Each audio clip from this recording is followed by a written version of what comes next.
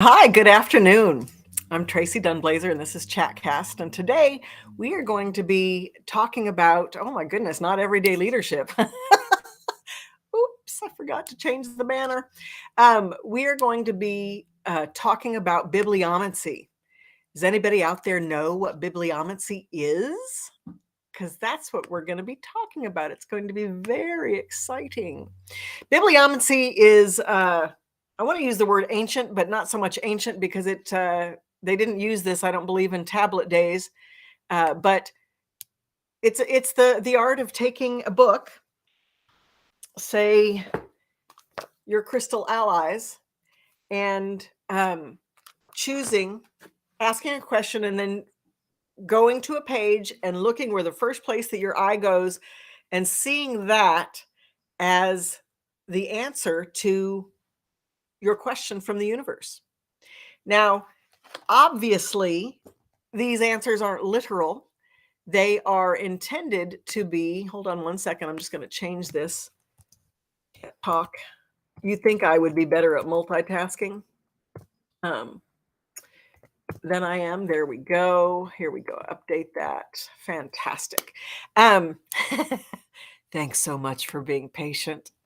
Um, Universe, will people not judge me for being scattered all the time? Let's see what bibliomancy says, and let's go with conquer your karmic relationships. So I opened it up to any page. Oh, interesting.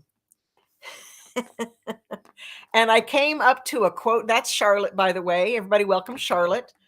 I wish she would have stayed there for the whole show. She's so much fun. I came up to a quote from Confucius that says, "To be wronged is nothing unless you continue to remember it." That is the answer from the universe about whether or not people are going to judge me. To be wronged is nothing unless you continue to remember it. So, for anybody judging me, I'm just not going to remember it. So, there. Anyway, so that's what bibliomancy is. So, what I'm hoping is all one of you that is watching right now, anybody who's watching, this is a live show. So, of course, if you see the recast of this, you're not going to really be able to participate. But anybody who has a question, you can just write it out there and I'll do a bibliomancy for you. Otherwise, we're going to talk about what the world needs now is love, sweet love. Okay. What the world needs now is love, sweet love, and I'm going to bring some of that to you today with bibliomancy. So, first of all, I want to share this crystal with you.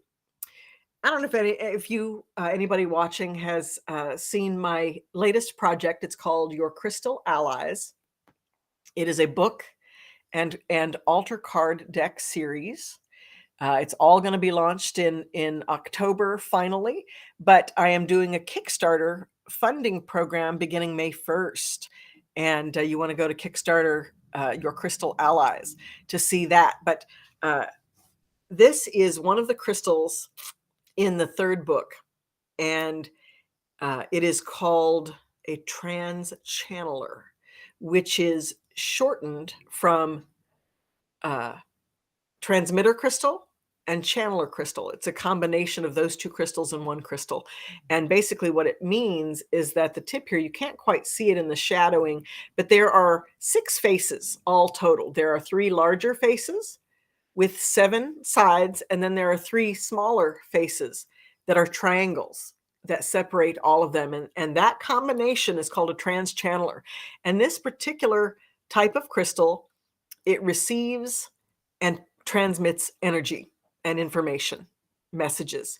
It also, as you can see, it has a lot of information in there. There's a lot of cracks and movement and energy and information inside this quartz. So it's a record keeper. It actually has energy and information for you to receive from it.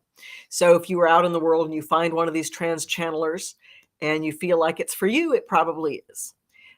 They're also a really great community stone because they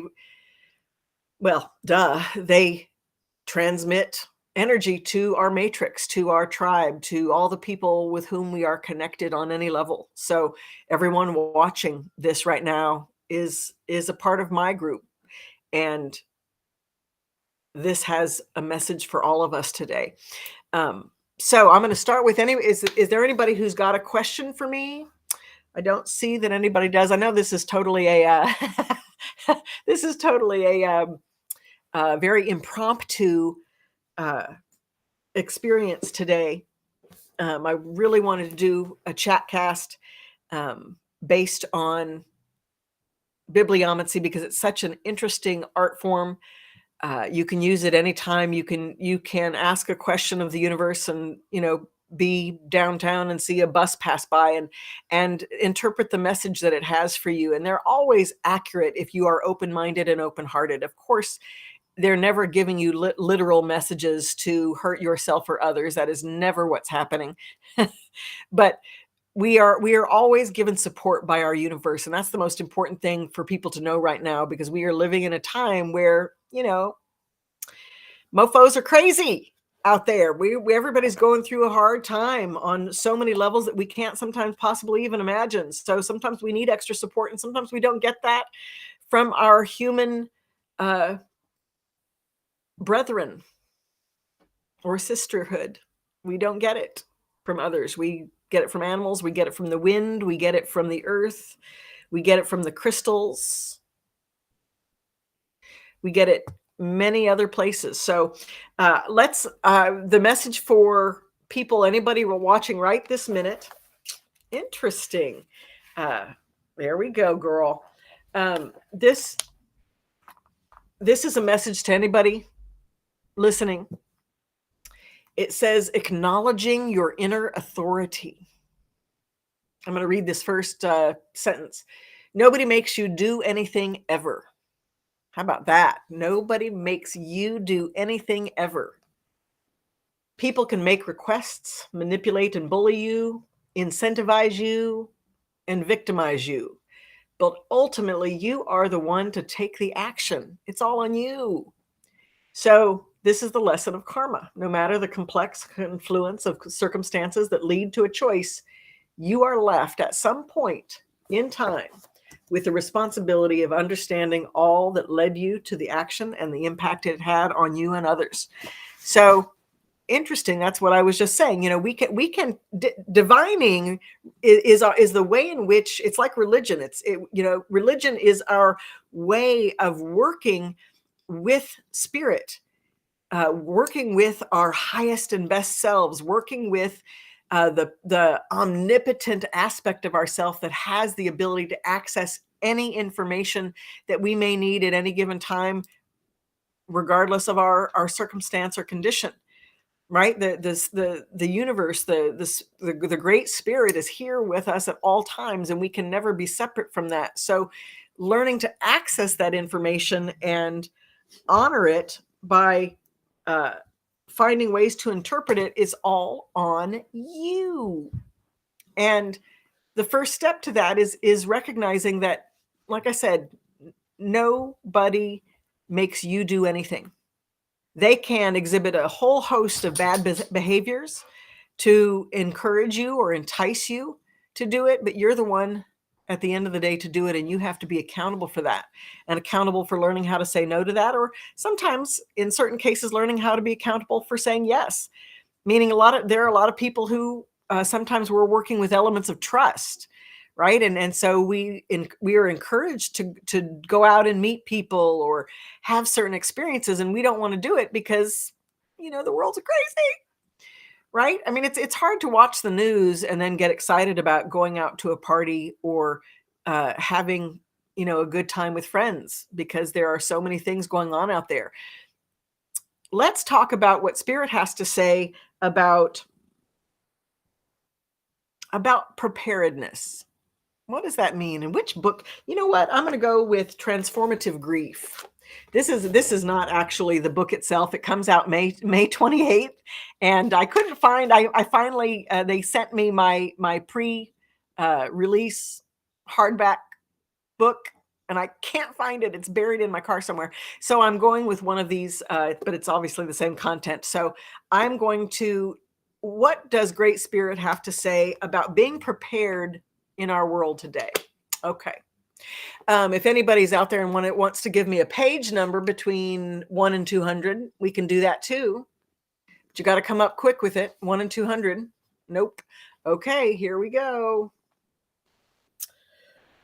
Okay.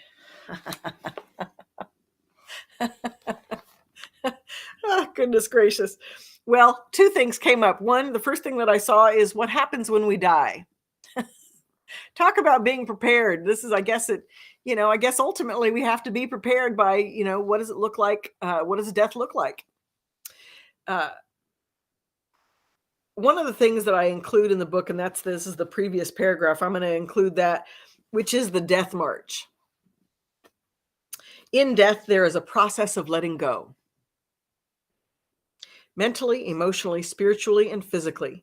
It is a time of reconciling one's relationships to all things, going through and giving away personal items, and taking a stand on long-held feelings and beliefs. When fear or politeness previously may have been an obstacle, it is a time for the resolution of one's relationships to themselves first and to others and the world second. It can be a beautiful time of confidence and self-actualization. So that's an interesting response about being prepared, because aren't we all living to die? If you haven't addressed your if you haven't addressed your mortality, if nothing in your life has come up, if you don't know people who have died or people who are close to you, certainly right now you have to, when you watch the news, you are addressing elements of your mortality, whether it's a windstorm or a tornado or some sort of weather activity, or people who are losing their minds on the street, guns. There's so many elements of our culture today that we are really struggling with this idea of mortality. And that is ultimately, we must be prepared to address our mortality, the fact that we are not going to be here forever in this body in this way. Now, once you can get on board with that and acknowledge that and accept that, it allows you to be a little freer and more confident in being who you are. Being willing to, well, two things: being willing to express yourself honestly, and not worrying about judgment from others, or whether or not somebody's going to abandon you because they don't like the way you think or they don't believe the way you think. There's not agreement there. But also, I think that the element of, one of the things that the reason why people are losing their minds out there today is because they are fearful. Regardless of whether or not their fears are founded. In fact, I will go as far as to say that no one's fears are founded. Meaning, you can't assume, unless you are addressing the situation at hand and being present in the moment and responding to the vibration of what in fact is going on in the moment. Everything else is this delusion of fear. We have a lot of people have fears about who other people are. What other people are going to do, what might happen, right? There's a lot of how other people should be. There's a lot of divisiveness and people trying to control other people and their behavior and their actions. So addressing this core level of fear and recognizing that at the end of the day, if you are not present in the moment, when you are present in the moment and there is truly a dangerous situation at hand, Spirit will speak to you, speak to your heart. He will move. And by he, I mean she, I mean they, I mean it. Forgive me for growing up in the 60s because it just flowed from me. But I on no level mean that it is a he or a she. It is an omnipotent flow of all life.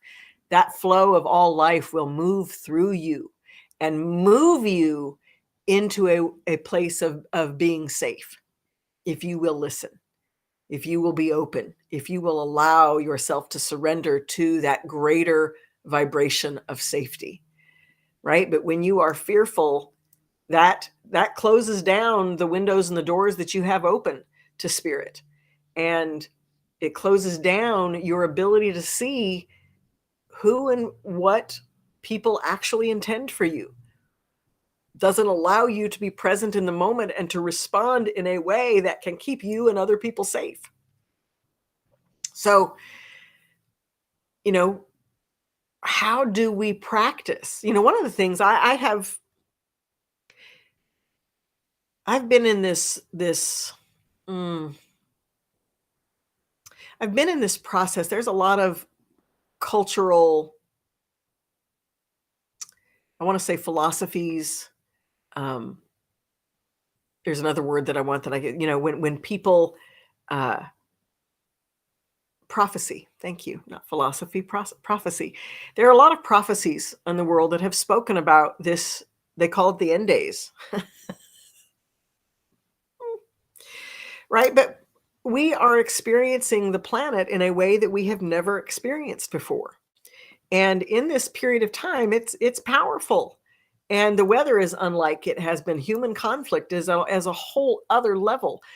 We are all stepping into our own sense of power, and righteousness will prevail. And when I say righteousness, I don't mean for humanity.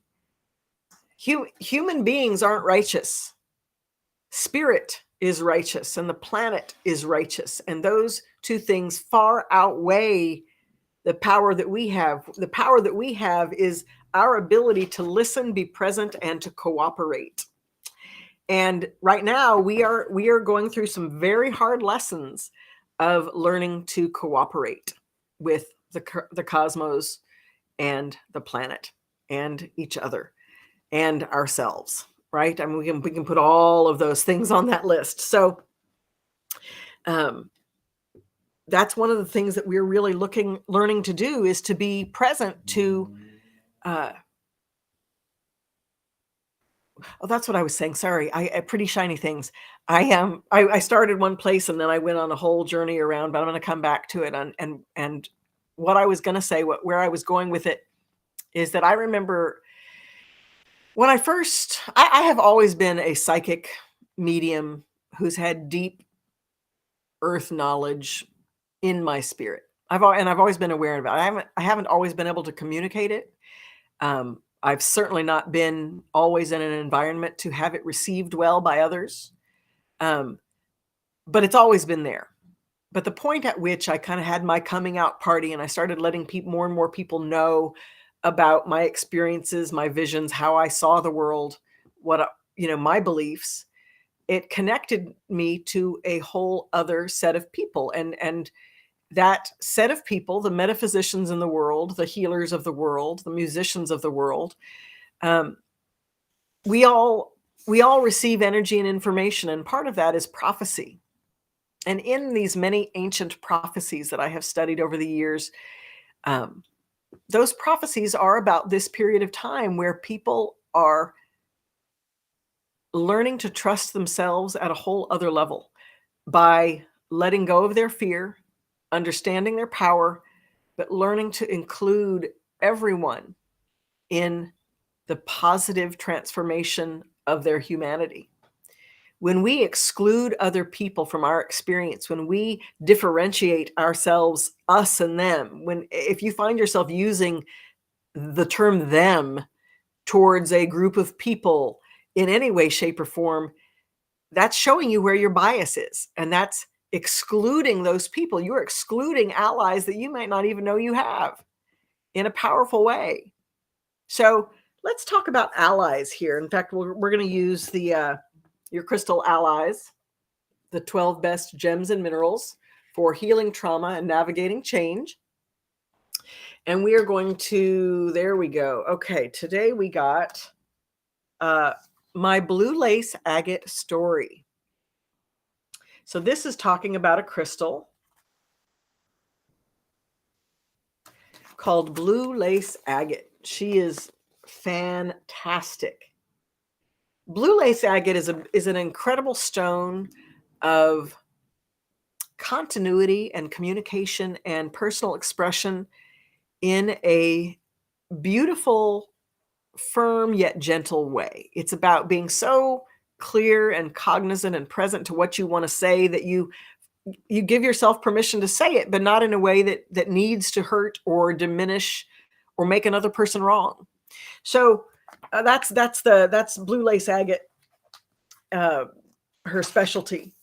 And where I just fell into was my blue lace agate story. So I'm going to read you. I don't know what this first sentence is going to be, but that's going to be uh, our commentary from the universe on our topic, which is addressing fear and being in this powerful time of prophecy. Blue lace agate has been a valuable ally for as long as I can remember, helping me achieve varying levels of relief from anxiety and rage, fear of reprisal from speaking my heart, and deep levels of attachment to any situation at its inevitable outcome. Isn't that interesting? I love how the universe works, right? Because this is a stone that helps you. Fear of reprisal, that is, if I had to say, and I wish as people begin to see this video, I want you to say it, to tell me in the comments, what is your biggest fear right now? Because fear of reprisal for being who you are, male, female, gay, gender neutral, flexible, black, brown, white, Asian, Jewish, Christian, like, whatever it is that you have going on, that you have a fear of reprisal about being that thing, psychic, being a witch. My neighbor called me a witch. I mean, not trust me, I hang with the best of them, and I consider myself a witchy person by absolutely every standard. But that's not what she meant. You know what I mean? And my neighbor was telling other neighbors that I practiced brujeria, I guess in a negative form. Whatever it is that she told them, their belief of that, or what they believed that was, made them think that I was putting a hex on them or something silly. Which, anyway, it was kind of hilarious. But it's like, people, they don't know you, they don't know who you are, what you do, or maybe you've pissed them off, and that, in this case, that is what has happened. She has never spoken about me to other people, as far as I know, until I did something that pissed her off. I was honest with her. Oops.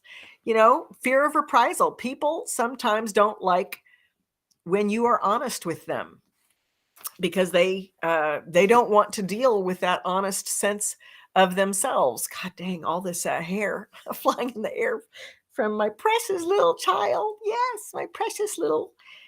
Oh, look at her. See, this is Charlotte, my little furry Charlotte.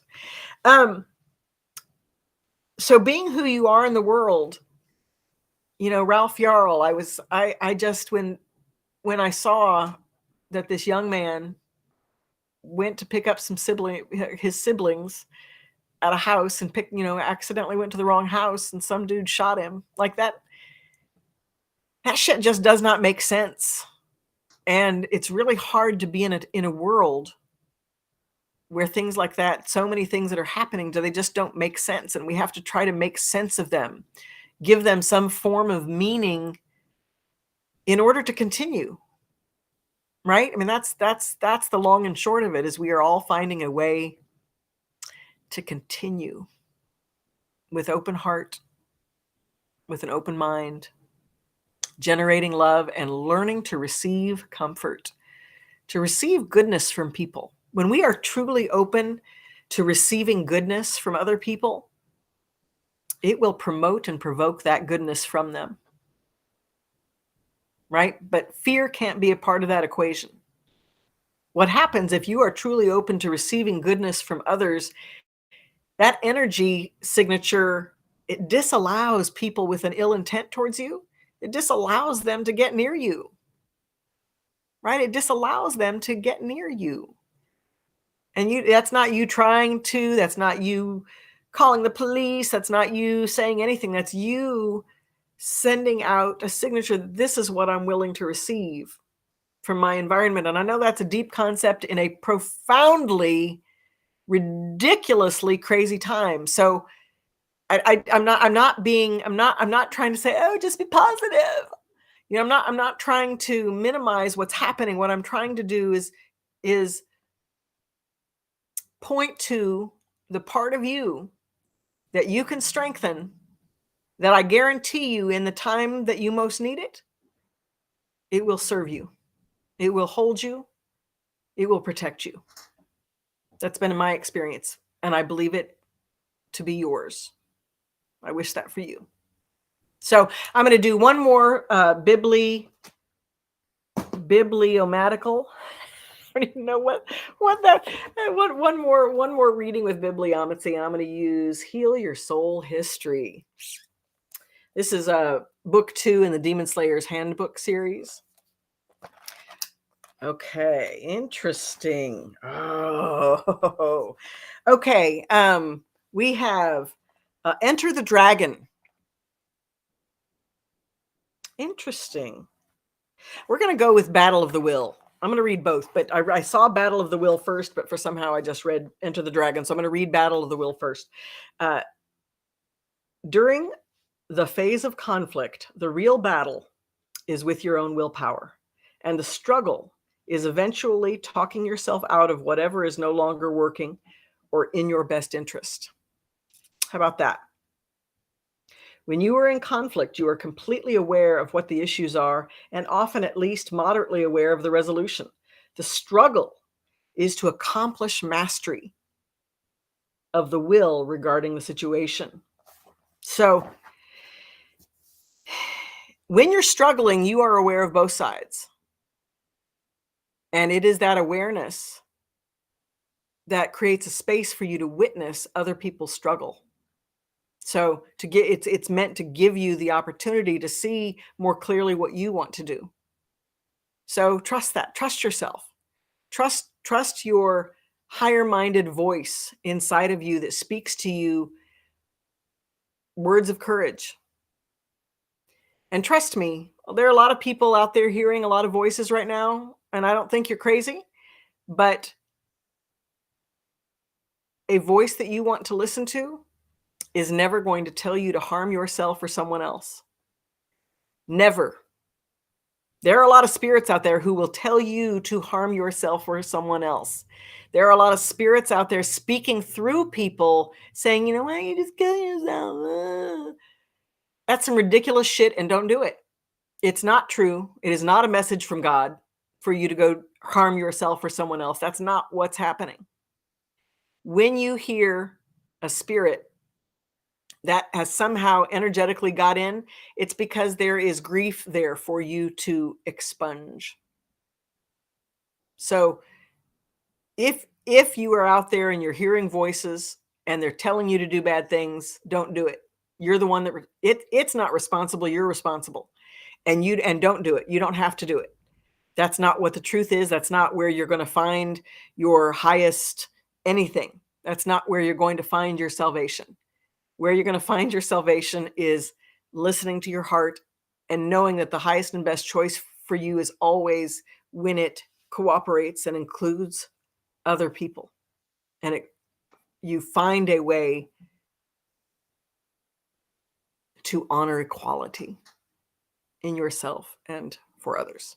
So, gosh darn, I was going to go for 10 minutes and here I am at 30. So thank you so much for listening to me babble on today at Chatcast. And hey, if anybody gets an opportunity I'm going to leave a link in the comments about going to cover.org. This week we have until the 24th. We are voting.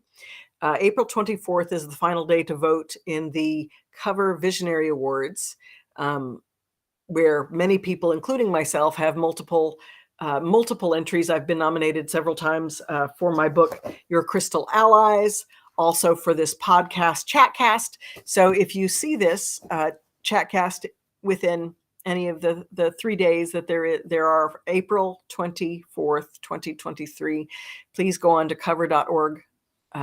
Their main page has a public voting link that you can vote for me and a couple of hundred other people in 71 categories. And it only takes 8 minutes to do that. And it's fun. You can see what the newest and best products are in the mind, body, spirit marketplace. So again, this has been Tracy Dunblazer. Thank you so much for joining me at Chatcast, and have a terrific rest of your weekend.